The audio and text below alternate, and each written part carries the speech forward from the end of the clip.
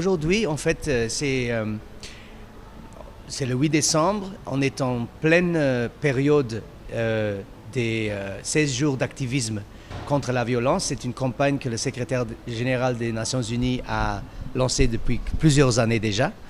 Alors, c'est 16 jours d'activisme et c'est dans ces 16 jours-là, aujourd'hui, qu'on a lancé un rapport mondial que le Fonds de population des Nations Unies lance chaque année.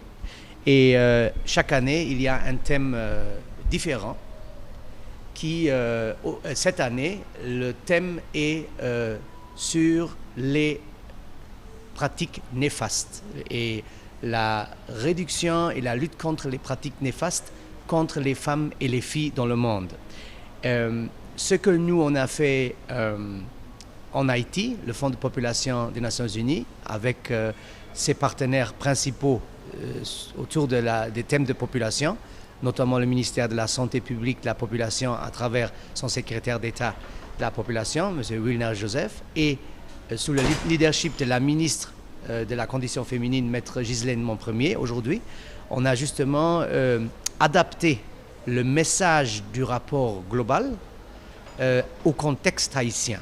Et le rapport pour Haïti a le titre de « Contre ma volonté », c'est-à-dire que ce sont des pratiques qui se font contre la volonté des femmes et des filles, des pratiques dans le domaine de la santé, des pratiques dans le domaine de la dignité de leur corps, de la protection de leur fécondité pour ne pas tomber enceinte et de leur dignité et leur protection contre tout type de violence qui sont faites contre elles dans leur vie.